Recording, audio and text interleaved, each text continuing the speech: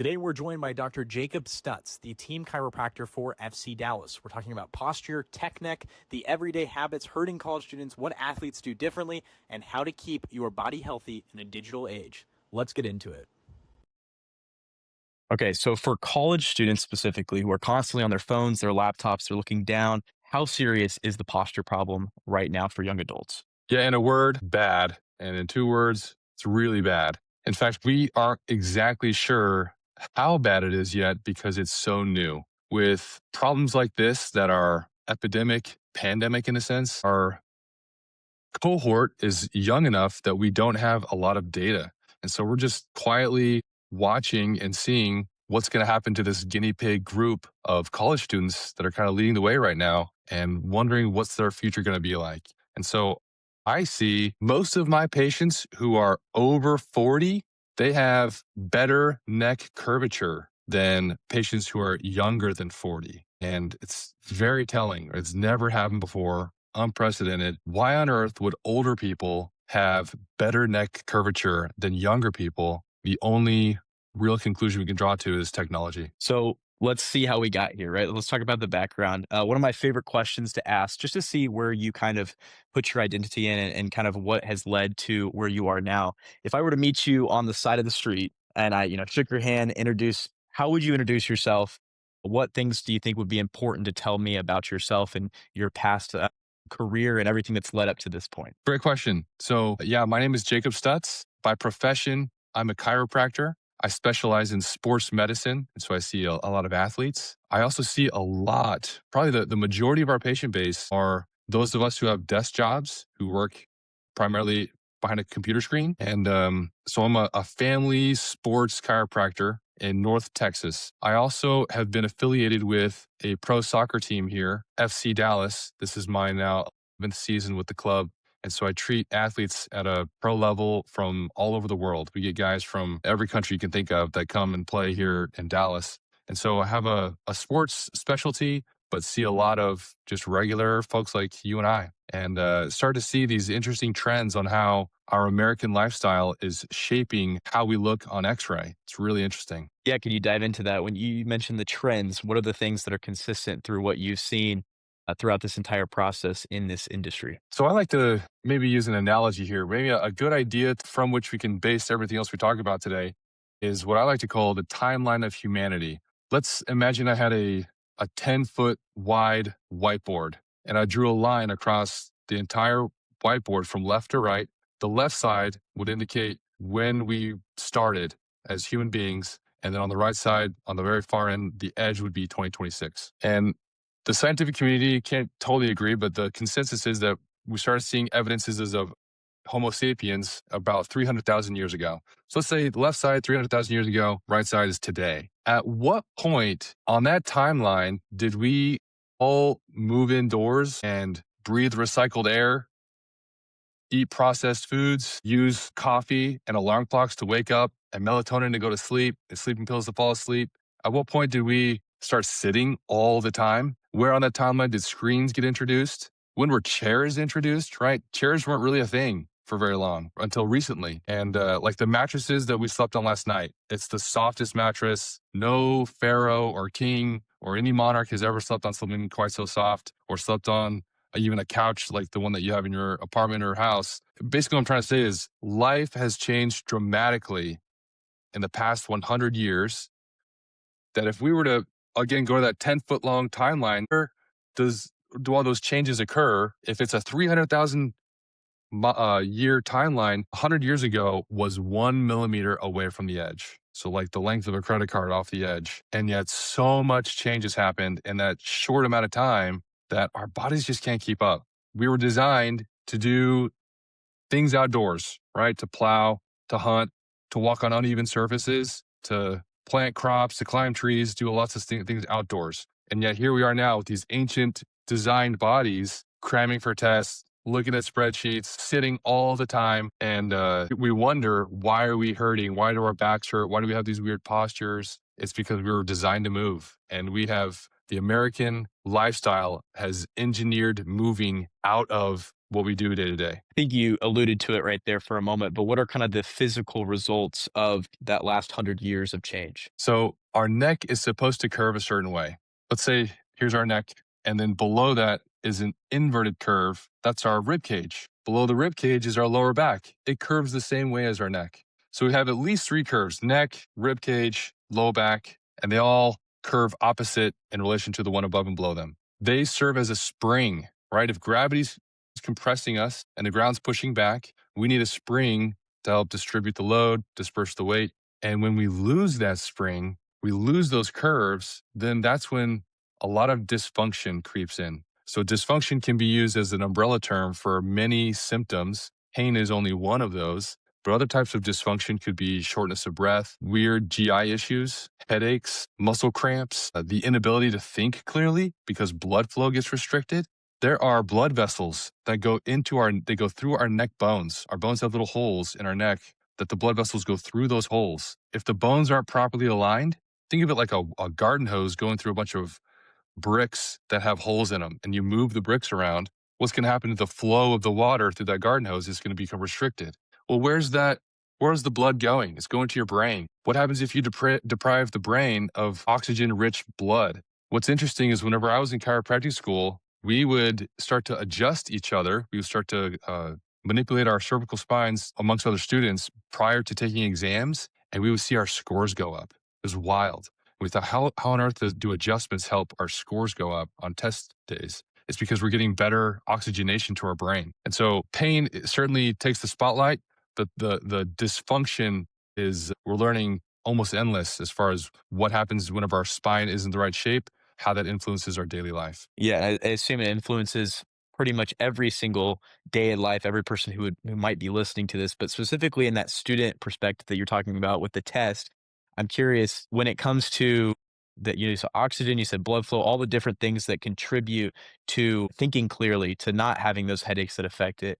Do you see a direct correlation between students who are trying to study and who are trying to prepare for those tests, but also are constantly on their phones all day, and that correlation between what you think might be happening with them and eventually their test scores in general? I do. There's not a ton of data beyond my own anecdotal evidences to support that, but I really do think I've seen it myself where if I have better posture, if I have better daily habits with holding my body a certain way, that will directly, without a doubt, directly affect my performance. And part of that is my mood, right? So there was this very interesting research that was done where they were at I think some behavioral psychologists were at the Special Olympics, and they had some of the athletes there were blind, either partially blind or totally blind, but they were blindfolded for the race. And some of them they had been born blind, so they had no vision whatsoever. And when they would cross the finish line,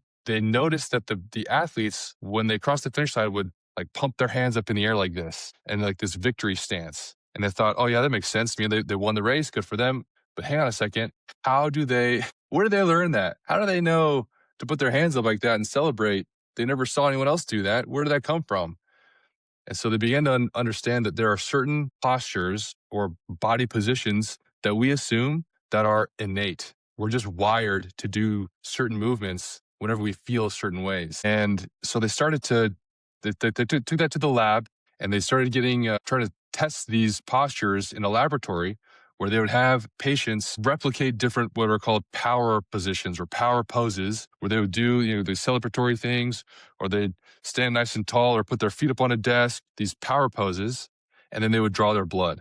And they would see that in the blood, their blood chemistry had shown a raise in testosterone and a drop in cortisol, which testosterone is your confidence and cortisol is stress.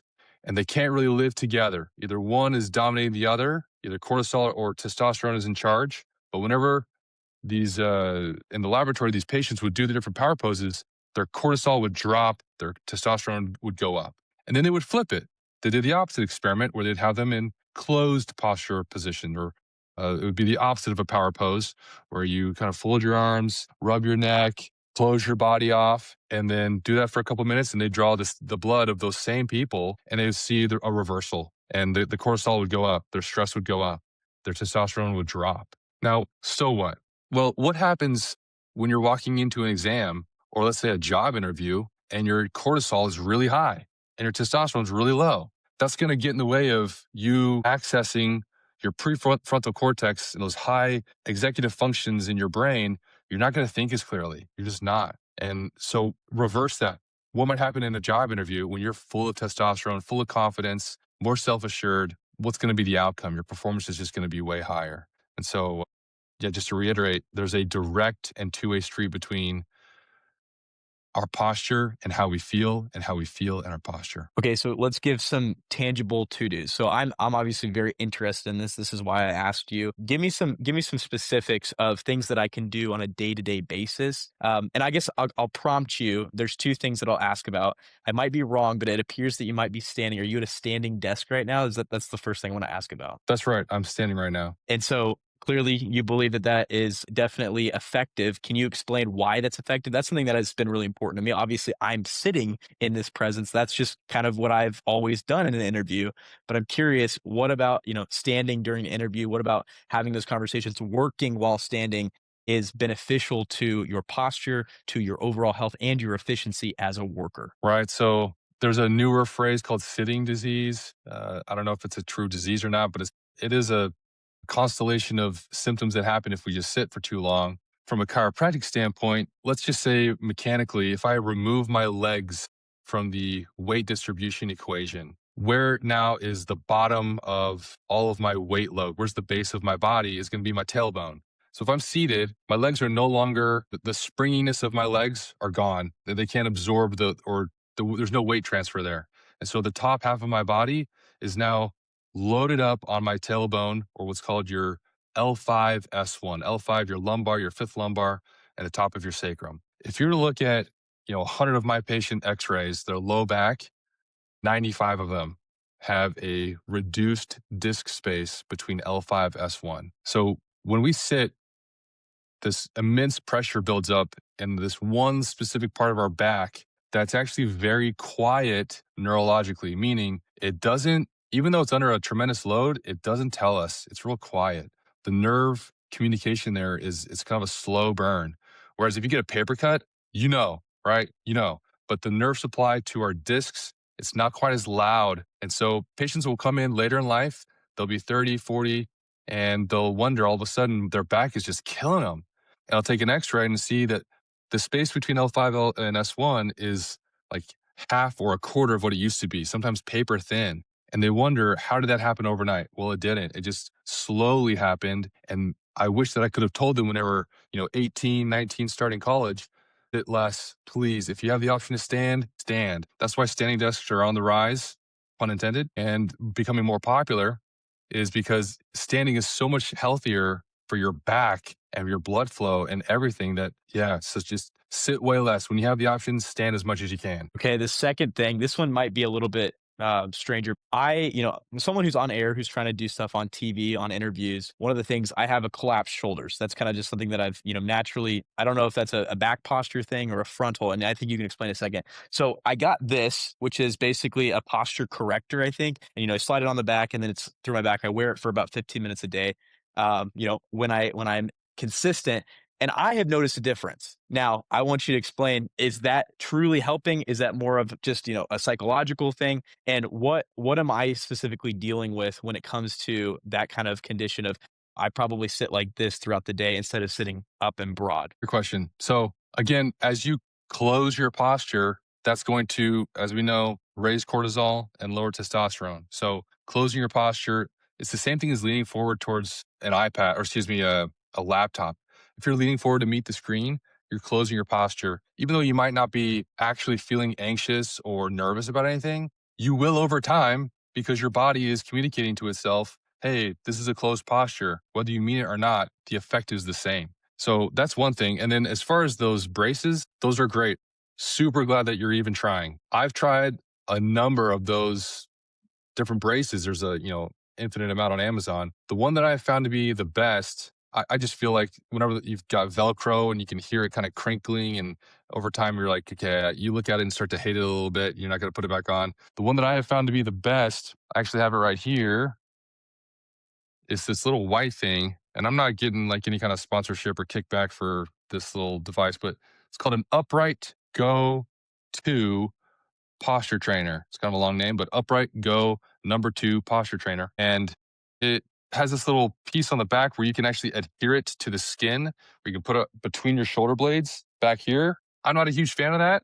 I don't want sticky stuff, and I think that's kind of annoying, but it does come with this accessory necklace where you just plug it in like this. This front part is magnetic. And so it just kind of clicks together like that.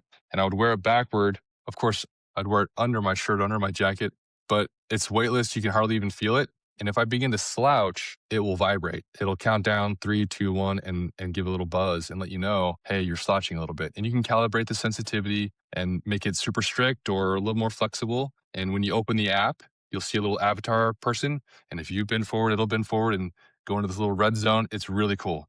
And I found it to be less cumbersome than some of those strap Velcro things that we've all tried before. So I guess my follow-up question to that is, the idea of the device that you just showed is awareness, right? It's not necessarily fixing anything directly, but it's the awareness of what's going on, which I assume is one of the biggest issues in this entire world. It's just is the awareness of what's happening, especially at a young age. And I'll just throw in one of the reasons why I started the show was so that especially young people, self included, are aware of things that are going on, are aware of issues and different conversations about our bodies and our lives and everything that's going on.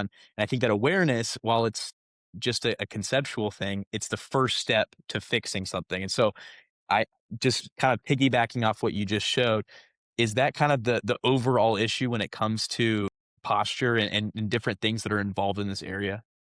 100%. So that's a great comment. And I would add to that that it's a silent problem because it's ubiquitous. Meaning, if you go to the library to study for a test and you look left and right, what's everyone else doing?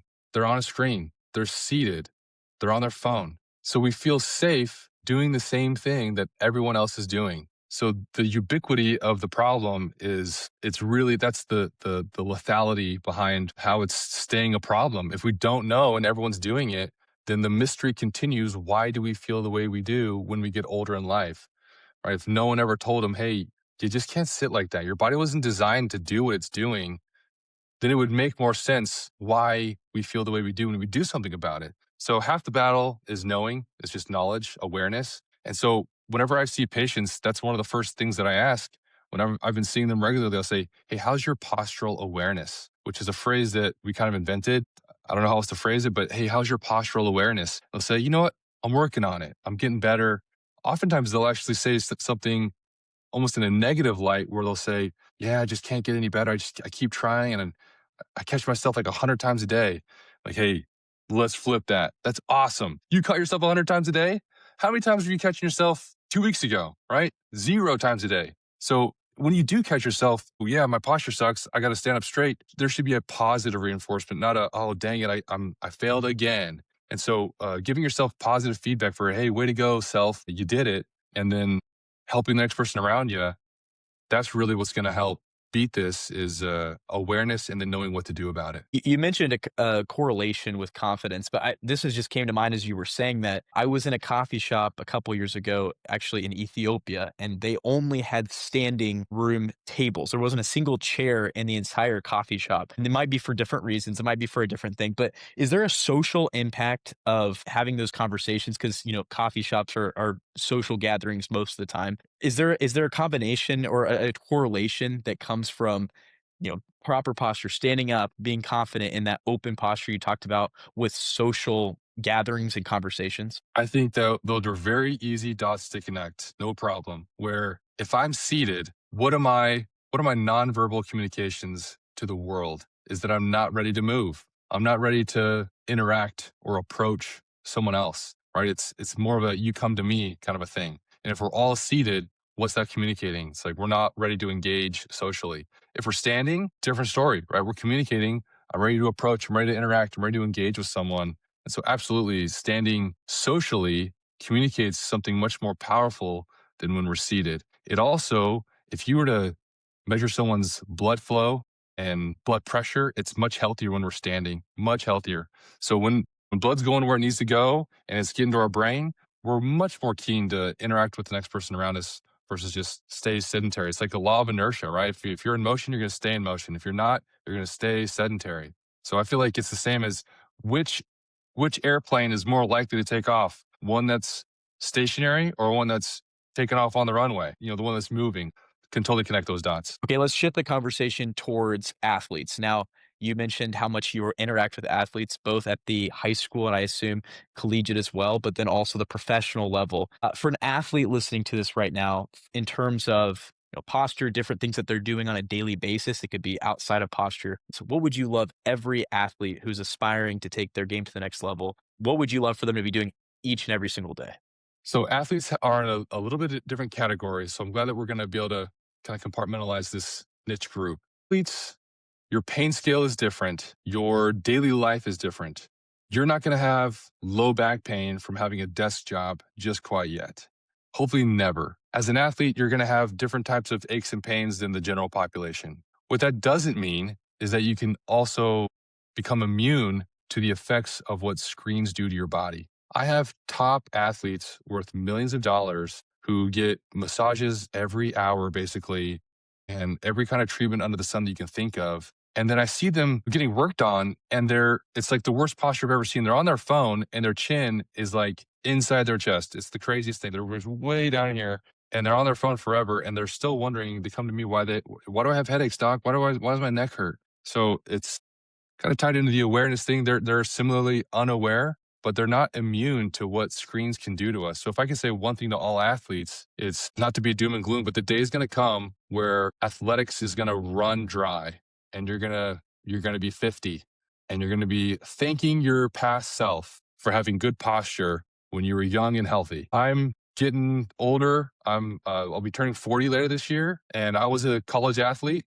And if I could say something to my past self, it'd be, hey, it's not going to last forever, dude. Like, I hate to break it to you, but you're only going to be young for a couple more years. Take care of yourself now, because the return on the investment today is going to be magnitudes greater if you put in the work in now when you're young and healthy versus when, well, later you can't really help yourself a whole lot when you're 60, but you can when you're 25. And that might be an answer, one of the answers to this next question. But in your time working with professional athletes, what certain habits, different things that these individuals do that extend durability that you've seen players that have lasted a really long time in the league or even in the collegiate level just be able to play the game at a longer time than other individuals? What habits do you see them consistently implementing throughout their daily routine? They stay active during the down times. Like, it's important to know when to change gears. Like, when you're in training, be in training, go that top gear. When you're in the game, go 100%. When it's recovery time, recovery does not equal being sedentary. You can still remain somewhat active and not hold the same posture or position for an extended amount of time. What I often see with athletes is they'll go really hard. They have one gear at top speed, and then they have another gear where it's like couch, Xbox, phone. And so the dramatic pendulous swing between the two different gears, it needs a third and a fourth and a fifth in between to help reduce the dramatic strain on the body, where it's go go go and then stop. You shift all the workload from muscle to joint. It's just not healthy. So having the happy medium in between, where you're walking, you're moving around, you're changing your posture every 30 minutes or so, that's going to be helpful. I always say that the best posture is the next posture, meaning get out of what you're doing, change it up. You can't hold the same posture forever. And so that'd be a wise word to any athlete. So shifting a little bit more for somebody who's interested in having your job one day, someone who is interested in this field and specifically in sports, maybe from more of a tangible perspective of what advice would you give to them in terms of getting into sports, getting into this world and advice that you give? And I would just throw in just one caveat and understand that, I want to do sports media. That's kind of my goal. And it came from a realization that I was not going to be an athlete. And I think that a lot of people have that realization at some point, even professionals as they wrap up their careers. And so for, many of friends of mine, but also individuals who might be listening to this, if somebody's considering this career path, what type of advice would you give them? That's a great question. So I'm gonna put on my friend hat in a sense to answer this one, where a helpful exercise for someone who's wanting to know where to go, what kind of profession they should pursue, is to consider listing out, let's say, your top 10 passions, the things that you love the most about life, or the reasons why you are here on earth, let's say, and list those out 1 through 10, ranked most important. If I were to do that, chiropractic, I don't know if it would be in the top 10, frankly. That's not a bad thing. It's honestly a healthy thing, understanding where that lies in the grand scheme of things, because my job allows me, it's a vehicle by which I can enjoy the top 10. And it's a great job. It might not be my number one passion, but that doesn't mean it's not a perfect job for me so that I can then enjoy my passions. I like to think of it like the American Idol effect in a sense where everyone thinks, if I can't be the next Lamar Jackson or LeBron James, then I'm a failure. That's not true at all. There are way better ways to live life. So listing out your passions, knowing what you love the most, and then finding a job that helps serve all of those or allows those to develop, then you're in the right job. Now, specific to my career, you want to study anatomy, human biology. I have a degree in physiology, which is the cousin to that. And then, so that was my undergrad. And then to get into chiropractic school, you'll have to take all the science prereqs. And then chiropractic school itself, it offers different bachelor degrees, master's programs. But then the doctorate program itself is 3.5 years. So know that. And then to become affiliated with sports teams, usually the answer is it's who you know. For me, I was in the right place at the right time because I was hungry and grinding and broke and motivated. I had 2 kids and no paycheck and I think I walked in cold to FC Dallas unannounced and did a little pitch to the security guard at the front desk, believe it or not. I didn't even have a business card. I remember tearing off a corner of a notebook paper and writing my name and email address on it and giving it to the security guard and expecting to just get laughed out. And lo and behold, I get back to work and there's an email waiting for me in my inbox. So the answer is always no until you go and ask. And that closed mouths don't ever get fed. Well, it's kind of a tangential answer, but hopefully that kind of rounded out what you're looking for. Yeah, that's super helpful. I think not just for someone who's interested in your field, but in any professional field. Uh, from a fan perspective, because I think that is important to go this way. What does your game day look like for somebody who's an FC Dallas fan or an MLS fan or any type of sports fan? What does your game day look like, or even just kind of approach up to the game throughout the week, just for somebody who's interested in that aspect of things? Yeah, so it's a very exciting environment. So I go to all the home games and have been for years, and it's always an exciting affair to just showing up in the parking lot and just the buzz that's already starting to build. Even though I show up about an hour and a half, I guess it's 2 hours prior to kickoff, and yeah, make my way through these different tunnels and access points, and then get to the locker room. And usually the locker room, you can't even like hear yourself think because the music is so loud. They're getting psyched with their music. I love half the time the music is Spanish or Portuguese or something else. It's really cool. So we get a diverse music there and everyone's in a great mood. I think everyone's trying at least to be in a good mood. Some of the new guys are puking in the bathroom. And so everyone's trying to rally around and high five and hug and, hey, what's up? Because everyone's nervous. And so when you show up, everyone's just happy to see you because I think we're all trying to help each other get over nerves. And then I have a room with a table and I share that room with other athletic trainers. I'm the only chiropractor and there's head athletic trainer and he has other athletic trainers under him and other tables and they're prepping the players with tape and stretches and different modalities. And I have got my table and I'm doing adjustments and it's usually the same cadence of guys, the same players who love getting adjusted and that they like their version of what treatment looks like is it's different player to player. Some like getting their ankles worked on, some like their knees, their low back, neck. I know the goalies, they love getting their shoulders helped because, well, they're goalies. A lot of guys have hamstring issues, so we'll be getting those ready to go prior to kickoff. And then once they're ready, they have certain meetings that they have with the team. There's a chaplain who comes and I have optional meetings with the chaplain, which are great. And then we'll head to the field for warm ups. And the warm ups are always exactly the same. The only change is who's on the starting roster versus who are on the bench. Those two groups have the exact same warm up every single game. And it just depends on if you're starting or not, what kind of a warm up you're going to have. So we'll do the warm up and then we'll head back in the locker room. The coach will give his pregame speech and then it's down into the tunnel, man. It's loud music. There's like these flamethrowers that go up that do the national anthem. It's really exciting. It's pretty cool. And a couple of times as I exit the tunnel, I know that I've still got it in this sense. I'm still young enough that fans will like reach out and try to give me a high five. If they knew that I was just some, dorky chiropractor, they probably wouldn't do that. But hey, I'm here for it. So here's your high five. If you think I'm cool, whatever. And then yeah, off to kickoff. It's a lot of fun. That's awesome. That's so much fun. Thank you for sharing that, just kind of that behind the scenes perspective. The final thing I'll ask you is we've talked about a lot of things today. For someone who is excited to start implementing some of the things, the concepts that we discussed, but is also very aware of their situation right now, myself included. What is your encouragement to them? Because it sounds bleak. You know, it seems bleak with all the things that are going on, setup that we are in the technology age. It's going to be difficult for people to take initiative and make things happen. So I'm curious, what's your encouragement to somebody who's listening to this right now who made it to the end of this episode, is still wanting to make some sort of change and is, worried, anxious about it, but is excited to have that change? Bleak is a great word. It does seem like the mountain is too steep to climb, but my message would be that it's worth it. It's worth it 100%.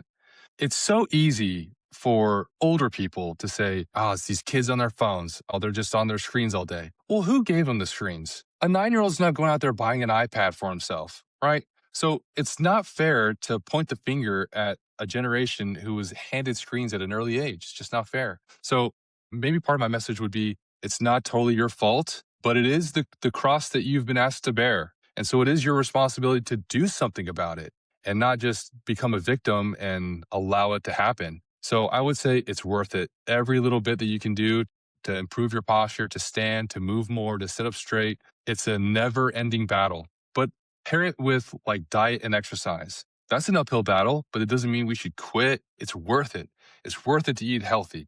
It's worth it to exercise. It's worth it to get good sleep. It's worth it to have good posture. They're all in the same category.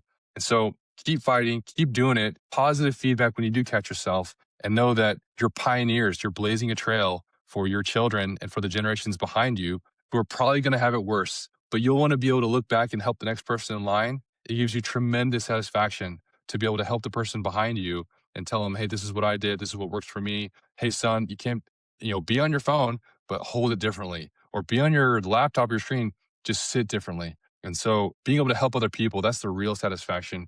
But in a word or two, worth it. Love it. Thank you so much. Thank you so much for your time today, giving us all these different perspectives, because there is a lot that is involved in here. And so thank you for your time, and thank you for all of your very well thought out answers. I appreciate the time. Thank you, Josiah. It's been a pleasure.